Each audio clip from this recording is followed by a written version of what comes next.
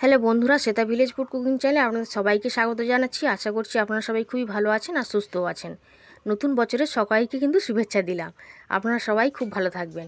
তো আজকে আমি মিষ্টি দই বানাবো, আর এই দইটা কিন্তু একদম পারফেক্টভাবেই তৈরি হবে, আর খেতেও কিন্তু ভীষণ ভালো হয়। আর এই রেসিপিটা আপনারা যদি ফলো করে বানান তাহলে আপনাদেরও দইটা কিন্তু এতটা সুন্দরভাবেই হবে।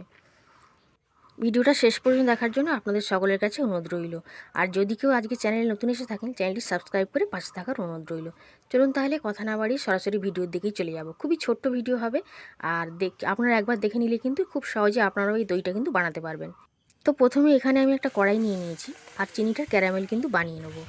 চাইলে কিন্তু এটা ছাড়াও দইটা বানানো যাবে।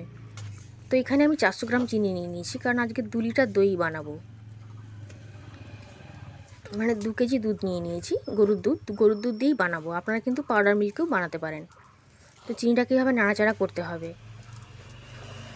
একদম ছেড়ে দেবেন না, তাহলে কিন্তু অসুবিধা হয়ে যাবে, মানে একদম উঠবে না। তাহলে এইভাবে একটু নাড়াচাড়া করতে হবে চিনিটাকে। কিছুক্ষণের মধ্যেই চিনিটা কিন্তু লাল হয়ে যাবে, আর এর থেকে বেশি লাল করবার কিন্তু প্রয়োজন নেই। এখন আমি দুধটা কিন্তু ঢেলে দিচ্ছি।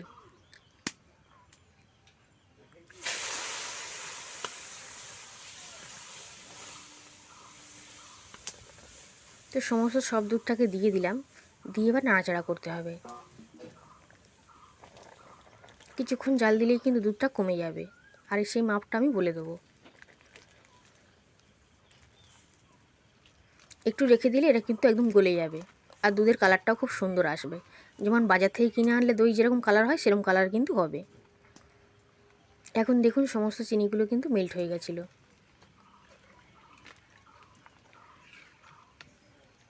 এইভাবে দইটাকে নাড়াচাড়া করতে হবে কন্টিনিউয়াসলি, কোনো রকম সর কিন্তু পড়া চলবে না, সেদিকটা খেয়াল রাখতে হবে। আর 1 কেজি যদি দই বানান, মানে 1 কেজি দুধের যদি দই বানান, তাহলে কিন্তু 700 গ্রাম করে নিতে হবে। 250 থেকে 300 গ্রাম কমিয়ে নিতে হবে মাপ করে। আর এইভাবে কিন্তু হাতাটা দিয়ে সারাক্ষণ নাড়তে হবে।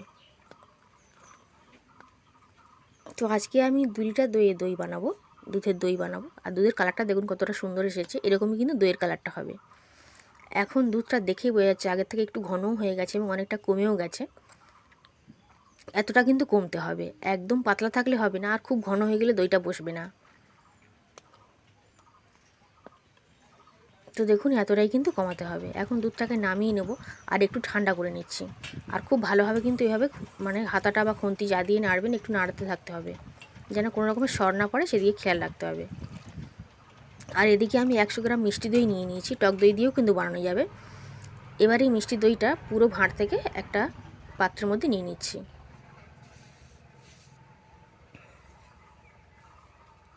পাত্রের মধ্যে সমস্ত দইটাকে আমি নিয়ে নেব।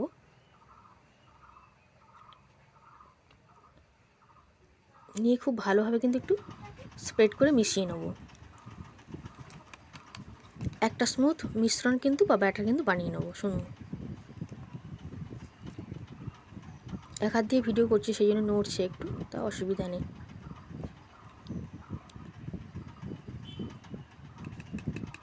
এরকমভাবে কিন্তু বানিয়ে নিলাম। আর আরেকটা হাত দিয়ে কিন্তু দইটাকে নাড়তে হবে, যাতে কোনো রকমের সর না পড়ে যায়, সেদিকটা খেয়াল রাখতে হবে। আর এখানে আমি একটা মাটির পাত্র নিয়ে নিয়েছি, মাটির মালসা বা হাঁড়ি যাই বলুন, তো এরকম নতুন হাঁড়ি একটা নিয়ে নিয়েছি। আর এটাকে খুব ভালোভাবে কিন্তু মাটিটা পরিষ্কার করে নিতে হবে, আর একটু গরম করে নিয়েছি।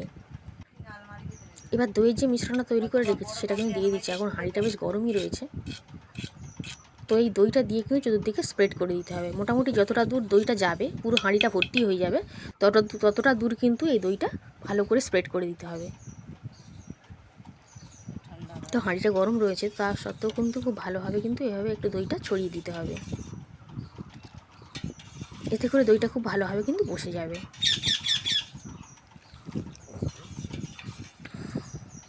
আর একটু দিয়ে দিলাম।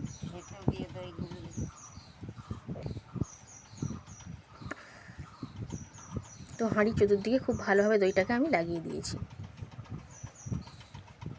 আর এদিকে ততক্ষণ দুধটা অনেকটা ঠান্ডাও হয়ে গেছে, তবে একেবারে ঠান্ডা হলে কিন্তু চলবে না, একটু হালকা গরম থাকতে হবে, মোটামুটি আঙুল ডোবানো যাবে এরকম গরম থাকতে হবে। তো 2 হাতা দুধ আমি কিন্তু এই দইটার মধ্যে দিয়ে দিচ্ছি। এবার খুব ভালোভাবে মিশিয়ে নেবো। এই দুধটা দেখলেই বোঝা যাবে যে দই বসবে কি বসবে না। আমি দেখিয়ে দিচ্ছি। এই দুধটা দেখবেন অনেকটা ঘন হয়ে যাবে এবং বসে মতন যাবে, তাহলেই বোঝা যাবে যে দইটা খুব ভালোভাবে বসে যাবে। দেখুন ঘনত্বটা দেখেই কিন্তু বোঝা যাচ্ছে। এখন একটু চামচ দিয়ে দেখিয়ে দিচ্ছি। এই দইটা কিন্তু খুব ভালোভাবে বসে যাবে, এটা দেখলেই বোঝা যাবে।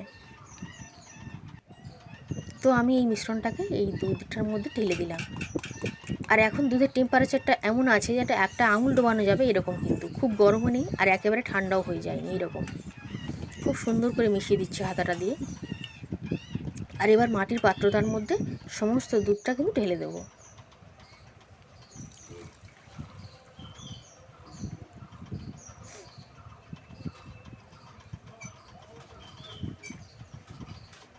আর কিছুটা ওই ছোটো ভাঁড়টার মধ্যে দিয়ে দেবো। এটা পরে যখন আবার দই বানাবো তখন কাজে লাগবে। এই ভাঁড়টা কিন্তু ভাঙবো না। তো সমস্ত সবটাই ধরে গেছে দেখুন, এতটাই দই হবে।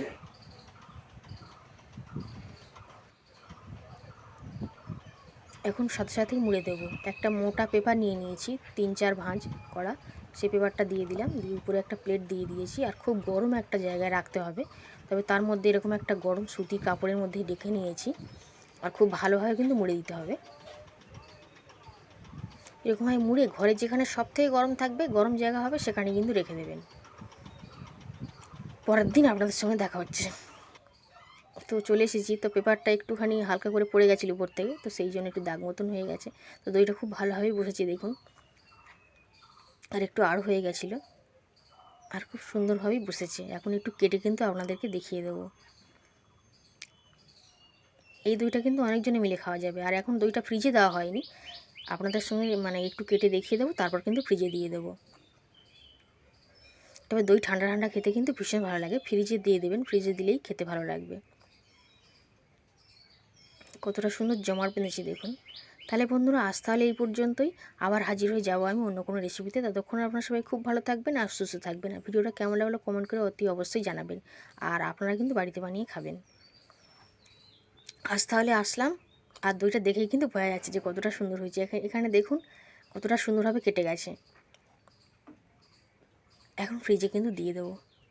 তাহলে বন্ধুরা আজ তাহলে এই পর্যন্তই। আর কমেন্ট করে একটু জানাবেন কেমন লেগেছে।